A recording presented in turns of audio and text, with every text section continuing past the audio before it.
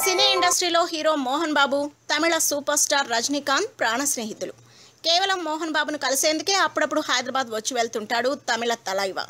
ఇద్దరి మధ్య ఇంతటి బలమైన స్నేహబంధం ఉన్నా మోహన్ బాబు తనను ఒక విషయంలో ఎంతగానో మోసం చేశాడని ఇప్పటికీ రజనీకాంత్ ఫీల్ అవుతుంటాడు. పెదరాయుడు సినిమాలో నటించినందుకు తనకు కొంత పారితోషికం ఇవ్వాలని చూసిన మోహన్ బాబును హైదరాబాద్లోని జూబ్లీ హిల్స్లో తనకు కొంత స్థలం కొనివ్వాలని కోరాడట రజనీకాంత్.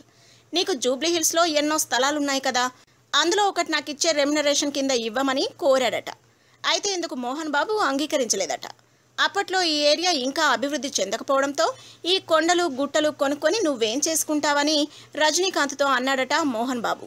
అలా అప్పట్లో తనను జూబ్లీ హిల్స్లో స్థలం కొనకుండా అడ్డు తగిలిన మోహన్ బాబుపై ఇప్పుడు రజనీకాంత్ మండిపడుతూనే ఉంటాడట. అయితే మోహన్ బాబు తనను ఈ రకంగా మోసం చేసిన విషయాన్ని రజనీకాంత్ ఎప్పుడూ దాచుకోలేదు. సమయం దొరికినప్పుడల్లా ఈ విషయాన్ని ఆయన మీడియా ముఖంగా చెప్తూనే వచ్చారు. ఏదేమైనా అప్పట్లో రజనీకాంత్ చెప్పినట్టు మోహన్ బాబు స్థలం కొని ఉంటే తమిళ సూపర్ స్టార్ కూడా హైదరాబాద్లోనే ఉండేవాడేమో. If you like the video, please like us and subscribe Tollywood Nagar.